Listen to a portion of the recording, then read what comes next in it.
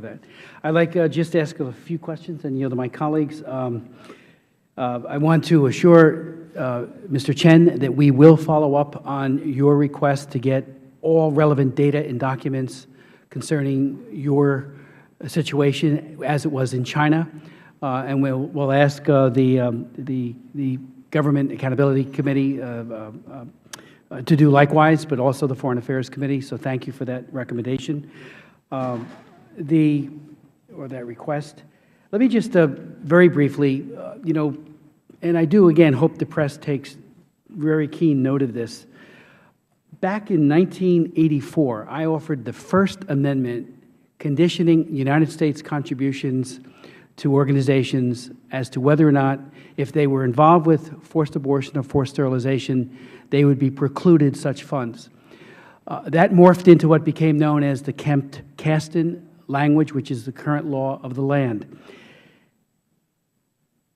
Earlier in this hearing, one of my colleagues mentioned that UNFPA had had an unblemished record. I think that the documentation couldn't be more clear that we have aided and abetted by aiding and abetting an organization that is on the ground implementing Chinese law, which is a one-child per couple policy, which relies on what they euphemistically call social compensation fees, huge, ruinous fines, up to 10 times both husband and wife's salaries. No one can pay them, or bribes, or having a child on the run, which some women are able to do.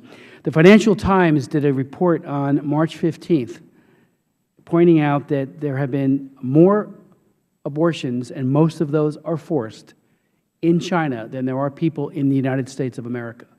330 million. Mr. Chen mentioned a moment ago about the 130,000 forced abortions in his small area.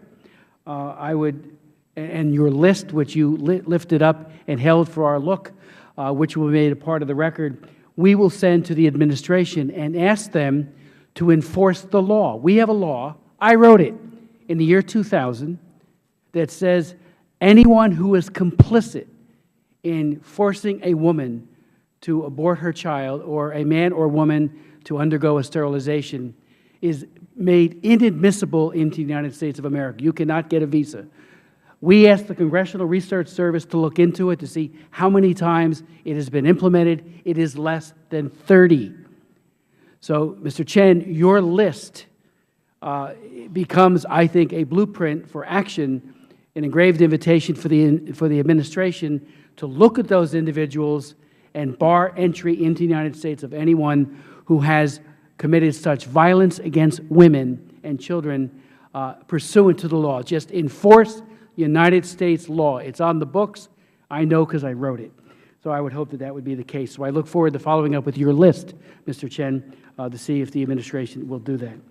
Let me ask just a couple of things. Mr. Genser, you mentioned that we basically risked superpower confrontation with the Soviet Union by ensuring, and you, Mr. Kumar, said it as well, that human rights were central, a main central pillar of U.S. foreign policy.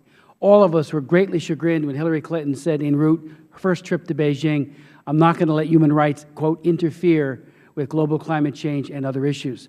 So long as it is put askance or aside and compartmentalized, human rights will not be seen by the Chinese government as being something we absolutely cherish and will fight to the end for.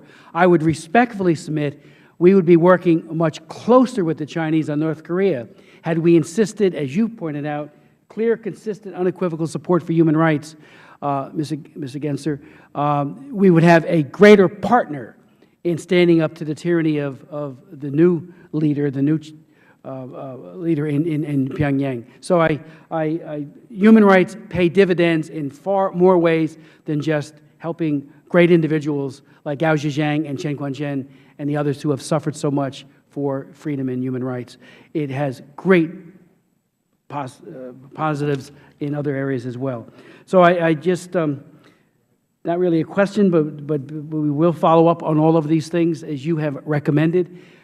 Try anew with the administration. Hope springs eternal. My hope is that they will grab this and run with it It is in the interests of the suffering people of China, but it's also in global interests, because we've seen in Africa and elsewhere, because this is the Africa Global Human Rights Committee, global human rights obviously applying to China and everywhere else, but we've seen that the bad governance model of China is being exported as well.